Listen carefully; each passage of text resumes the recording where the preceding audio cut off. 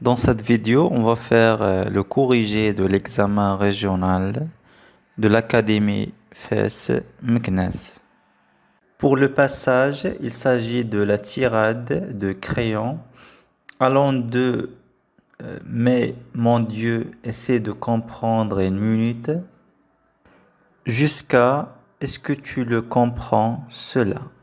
Commençons par la première question. Donc, recopier et compléter le tableau suivant par les informations qui conviennent. Donc là, nous avons le nom de l'auteur, c'est Jean Anouilh.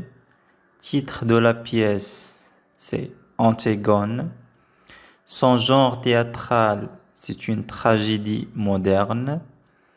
Et le siècle de sa parution, c'est le XXe siècle. Deuxième question, c'est concernant la situation du passage. Donc, pour situer cet extrait par rapport à la pièce, répondez aux questions suivantes. Donc là, vous avez A et B.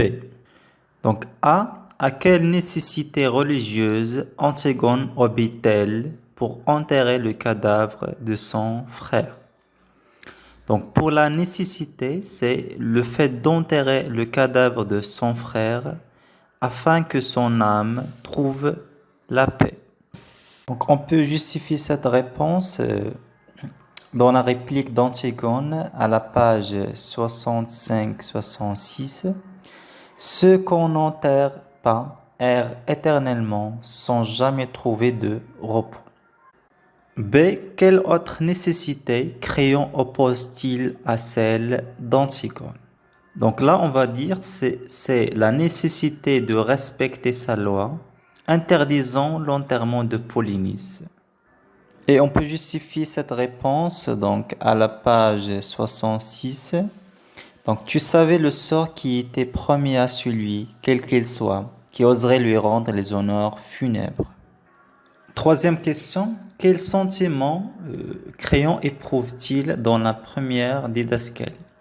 Donc la première didascalie, c'est la secoue soudain hors de lui. Donc là, le pronom là remplace Antigone.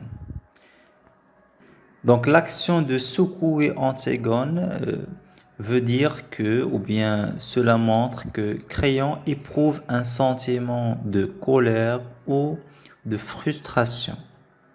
Et bien sûr, ce qui rend Créon violent contre ou bien à l'égard d'Antigone, c'est son entêtement et sa détermination de réaliser son projet. Donc la question 4, donc voici en désordre les idées développées par Créon dans sa tirade. Donc là, vous allez essayer de les mettre en ordre, d'accord? Donc la première idée développée par Créon, c'est Créon fait comprendre à Antigone qu'en situation de crise, il faut quelqu'un qui doit gouverner le pays. Et bien sûr, là, la phrase qu'il indique, c'est il faut pourtant qu'il y en ait qui mène la barque. Donc mener la barque veut dire gouverner.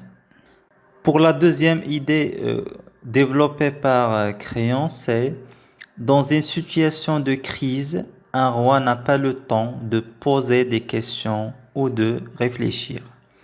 Et là, on peut justifier ça à travers la phrase suivante.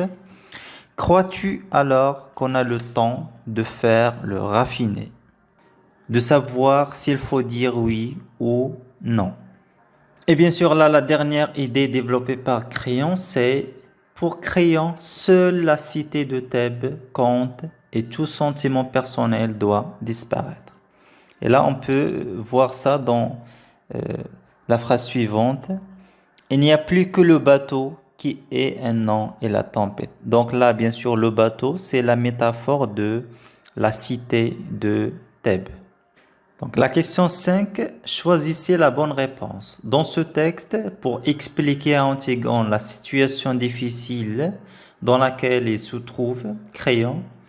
Donc là, vous avez bien sûr des affirmations. Donc on va choisir la bonne réponse. Pour la bonne réponse, c'est lui donne l'image d'un capitaine qui doit sauver son bateau menacé de naufrage.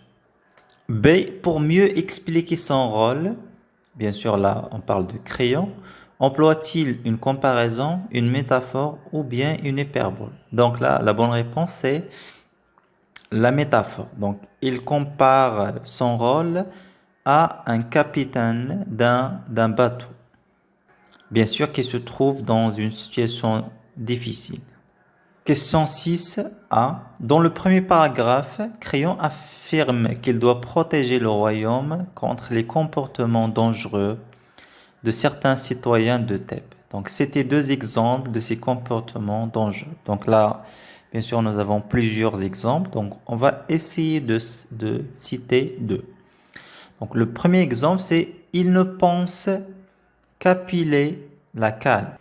Donc, bien sûr, là, cette phrase montre que en cas de situation difficile, donc les gens ne pensent qu'à leur intérêt. Deuxième exemple, les officiers sont déjà en train de se construire un petit radeau confortable, rien que pour eux. Et bien sûr, là aussi, cette phrase va dans le même sens que l'intérêt personnel. B. Relever dans le même paragraphe un mot dévalorisant par lequel il désigne ses citoyens. Donc le mot utilisé par Crayon pour qualifier ou bien dévaloriser les citoyens, c'est le mot brute. Dans la phrase suivante, et toutes ces brutes vont crever tout ensemble. Donc bien sûr là, il s'agit d'une métaphore où Crayon compare les citoyens à des brutes. Question 7. Crois-tu qu'on a le temps de faire le raffiné? Demanda Crayon à Antigone. Donc refaites cette phrase au discours indirect en effectuant les transformations nécessaires. Donc cette phrase au discours indirect donne Crayon demanda à Antigone s'elle croyait qu'il avait ou bien qu'on avait le temps de faire le raffiné.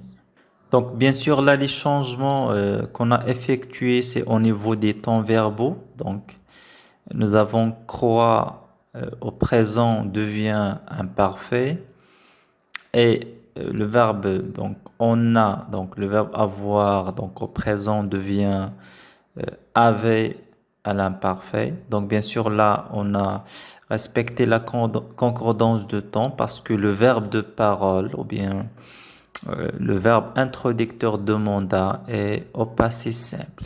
Donc ou bien en général est au passé. Bien sûr là le pronom personnel tu devient elle qui renvoie à Antigone. Et le pronom on donc reste le même ou bien on peut le remplacer par le pronom il. Et bien sûr, pour le mot de liaison qu'on a utilisé, c'est si. Donc là, bien sûr, on obtient une subordonnée complétive interrogative. Donc, on utilise bien sûr si quand on rapporte une phrase interrogative, mais bien sûr, cette phrase interrogative est totale. Totale, ça veut dire on répond soit par oui ou non. D'après sa tirade, Crayon se présente-t-il comme un chef d'État, donc souple, flexible ou exigeant?